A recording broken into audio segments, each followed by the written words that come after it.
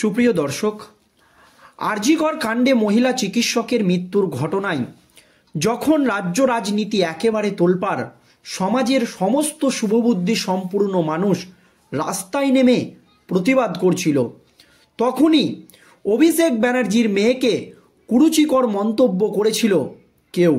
আর তাদের সেই মন্তব্য শুনে হেসেছিলেন দুইজন মহিলা। তারপরই ওই দুইজন মহিলাকে পক্সো আইনের ধারা দিয়ে গ্রেপ্তার করে রাজ্য পুলিশ। তবে ওই দুইজন মহিলার অভিযোগ ছিল যে রাজ্য পুলিশ তাদেরকে থানায় নিয়ে গিয়ে হ্যারাসমেন্ট করেছে বা তাদের ওপরে অত্যাচার চালিয়েছে, নির্যাতন করেছে। এমনই অভিযোগ তুলে কলকাতা হাইকোর্টের দ্বারস্থ হয়েছিল ওই দুইজন মহিলা। তারপরই ওই দুইজন মহিলার অভিযোগের ভিত্তিতে রাজ্য পুলিশের বিরুদ্ধে সিবিআই তদন্তের নির্দেশ দিয়েছিলেন কলকাতা হাইকোর্টের প্রধান বিচারপতি টি.এস. শিবাজ্ঞানাম। তারপর সেই রায়কে চ্যালেঞ্জ করে সুপ্রিম কোর্টের দ্বারস্থ হয়েছিল রাজ্যের শাসক দল তৃণমূল কংগ্রেস, এক কথায় বলতে গেলে রাজ্য সরকার। তারপর এই মামলা নিয়ে নানান রকম হুলস্থুল কাণ্ড আজ সুপ্রিম কোর্টে। ঠিক কি হয়েছে দর্শক, আজকের এই প্রতিবেদনে আপনাদেরকে ডিটেলসে জানাবো। এর আগেও একাধিক মামলা নিয়ে রাজ্য সরকারের বিরুদ্ধে কঠোর কঠোর পদক্ষেপ নিয়েছেন কলকাতা হাইকোর্টের বিচারপতিরা। আর প্রত্যেকটা মামলা নিয়েই রাজ্য সরকার সুপ্রিম কোর্টের দ্বারস্থ হয়েছে। কালক্রমে দেখা গেলে দেখবেন যে প্রত্যেকটা হাইকোর্টের মামলায় হাইকোর্টের মামলার যে রায়, সেই মামলায় সুপ্রিম কোর্টে গিয়ে স্বস্তি পেয়েছে রাজ্যের শাসক দল তৃণমূল কংগ্রেস এবং বাংলার মুখ্যমন্ত্রী মমতা ব্যানার্জি। উদাহরণ হিসাবে যদি আপনারা দেখেন তাহলে দেখবেন সরকারি কর্মচারীদের ন্যায্য অধিকার যে বকেয়া দিয়ে ঝুলে রয়েছে বা দিয়ে দিচ্ছে না সরকার, এই নিয়ে 3 মাসের মধ্যে রাজ্য সরকারকে দিয়ে দেওয়ার নির্দেশ দিয়েছিল কলকাতা হাইকোর্ট। তারপর সেই মামলার শুনানি সুপ্রিম কোর্টে 13 বার পিছিয়ে গিয়েছে। এছাড়াও 26,000 চাকরি বাতিলের মামলায় লোকসভা নির্বাচন চলাকালীন অস্বস্তিতে পড়েছিল রাজ্যের শাসক দল তৃণমূল কংগ্রেস।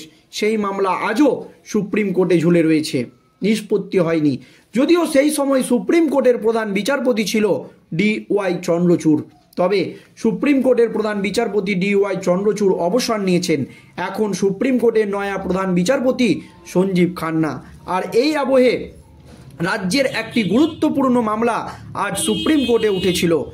আর আজ সেই মামলায় একেবারে কঠোর পর্যবেক্ষণ সুপ্রিম কোর্টের বিচারপতিদের। ঠিক কি মামলা উঠেছিল এবং কি জানিয়েছেন সুপ্রিম কোর্টের বিচারপতিরা, দেখুন দর্শক। অভিষেক বন্দ্যোপাধ্যায়ের মেয়েকে অশালীন মন্তব্য সংক্রান্ত মামলায় সুপ্রিম কোর্টে রিপোর্ট জমা দিয়েছিল রাজ্য সরকার। পাশাপাশি জমা দেওয়া হয় 7 জন আইপিএস অফিসারের নামও। সোমবার শীর্ষ আদালত এই মামলায় কলকাতা হাইকোর্টের সিবিআই তদন্তের নির্দেশে আপাতত স্থগিতাদেশ বহাল রাখল। অর্থাৎ ধৃত 2 মহিলাকে পুলিশ মারধরের ঘটনায় আগে তদন্ত করবে রাজ্য পুলিশের বিশেষ তদন্তকারী দল সিট। প্রসঙ্গত, পশ্চিমবঙ্গ ক্যাডারের 5 মহিলা সহ মোট 7 জন আইপিএস অফিসারের নাম জমা দিয়েছিল রাজ্য। সুপ্রিম কোর্ট সেই নাম পেয়ে দলও গড়ে দেয়। সেই সিটের তদন্তের ওপর নজর রাখবে কলকাতা হাইকোর্ট। রাজ্যের পুলিশ যে তদন্ত করবে সেই তদন্তের ওপরে কলকাতা হাইকোর্টের প্রধান বিচারপতি টি.এস. শিবাজ্ঞানামের নেতৃত্বাধীন ডিভিশন বেঞ্চ নজর রাখবে। এই আবহে কলকাতা হাইকোর্টের প্রধান বিচারপতিকে একটি বেঞ্চ গঠনের নির্দেশ ইতিমধ্যেই দিয়েছেন সুপ্রিম কোর্টের বিচারপতিরা। সেই বেঞ্চের নজরদারিতেই তদন্ত চলবে। আদালত এও জানিয়েছে রাজ্য পুলিশ ব্যর্থ হলে সিবিআই তদন্তের নির্দেশ দেওয়া হবে। প্রসঙ্গত, গত সেপ্টেম্বরে বিজেপির একটি মিছিল থেকে তৃণমূল কংগ্রেস সাংসদ অভিষেক বন্দ্যোপাধ্যায়ের মেয়ের নামে কুরুচিকর মন্তব্য করার অভিযোগ ওঠে। ঘটনার তদন্তে নেমে গত 7ই সেপ্টেম্বর ফলতা থানা পক্সো মামলায় তাদের গ্রেপ্তার করে। পুলিশ হেফাজতে তাদের ওপর অত্যাচারেরও অভিযোগ উঠেছিল। সোমবার সুপ্রিম কোর্টে বিচারপতি সূর্যকান্ত এবং বিচারপতি উজ্জ্বল ভূয়ানের বেঞ্চে মামলার শুনানি হয়। আইপিএস অফিসার আকাশ মাঘারিয়ার নেতৃত্বে সিট গঠন করে আদালত। বিচারপতি জানিয়েছেন, তদন্ত করে প্রয়োজনীয় পদক্ষেপ করতে হবে সিটকে। ওই দুই মহিলাকে পর্যাপ্ত নিরাপত্তা দেওয়ার কথাও বলা হয়েছে সুপ্রিম কোর্টের দুই আইনজীবীর তরফে। হাইকোর্টের দেওয়া সিবিআই তদন্তের নির্দেশকে চ্যালেঞ্জ করে সুপ্রিম কোর্টে গিয়েছিল রাজ্য সরকার। বিচারপতি কান্তের পর্যবেক্ষণ, প্রতি ঘটনায় সিবিআইকে তদন্তভার দেওয়ার প্রয়োজন নেই। বিচারপতির আরও মন্তব্য, পশ্চিমবঙ্গ ক্যাডারের আইপিএস অফিসাররা নিরপেক্ষ তদন্ত করতে পারবেন না, এটা প্রথমেই কেন মনে করে নেওয়া হচ্ছে, এই প্রশ্ন কিন্তু তুলে দেন। সিবিআই একসঙ্গে কত তদন্ত করবে, তাদের হাতেও তো আরও মামলা রয়েছে, এই রকম প্রশ্ন প্রথমেই সুপ্রিম কোর্টের বিচারপতিরা তুলেছিল। অন্যদিকে অভিযোগকারীদের আইনজীবী পাল্টা বলেন, জেলের মধ্যেই দুইজন মহিলাকে মারধর করা হচ্ছে।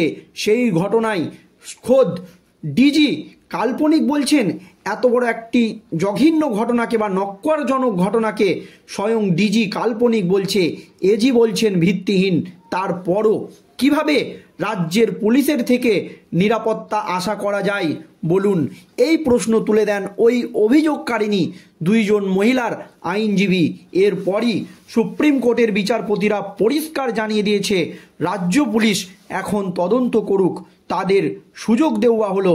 আর সেই তদন্তের দেখভাল করবে কলকাতা হাইকোর্টের প্রধান বিচারপতির নেতৃত্বাধীন ডিভিশন বেঞ্চ। যদি ব্যর্থ হয় বা রাজ্য পুলিশের তদন্তে কোনো রকম কাজ না হয়, তখন ঘটনার তদন্তভার কেন্দ্রীয় তদন্তকারী সংস্থা সিবিআইয়ের হাতে তুলে দেওয়া হবে। একথা কিন্তু পরিষ্কার জানিয়ে দিয়েছেন সুপ্রিম কোর্টের বিচারপতি। প্রসঙ্গত এই নিয়ে কিন্তু এখন প্রশ্ন উঠতে শুরু হয়ে গিয়েছে, কারণ সুপ্রিম কোর্ট পরিষ্কার জানিয়ে দিয়েছে কলকাতা হাইকোর্টের প্রধান বিচারপতিকে একটি বেঞ্চ গঠন করতে হবে, এই নির্দেশও দিয়ে দেওয়া হয়েছে। আর সেই বেঞ্চের নজরদারিতে তদন্ত চলবে। আদালত এও জানিয়েছে, রাজ্য পুলিশ ব্যর্থ হলে সিবিআই তদন্তের নির্দেশ দেওয়া হবে। একথা কিন্তু পরিষ্কার জানিয়ে দিয়েছে সুপ্রিম কোর্টের বিচারপতিরা। দর্শক, এখন কলকাতা হাইকোর্টের বিচারপতিদের নির্দেশে কিভাবে রাজ্যের পুলিশ তদন্ত করে এই মামলায়, সেই মামলা কতদূর পর্যন্ত গড়ায়, সেই দিকেই কিন্তু আমাদের নজর থাকবে। তবে এবার কিন্তু রাজ্যের বিরুদ্ধে কড়া অবস্থান নিলেন সুপ্রিম কোর্টের বিচারপতিরা। ধন্যবাদ।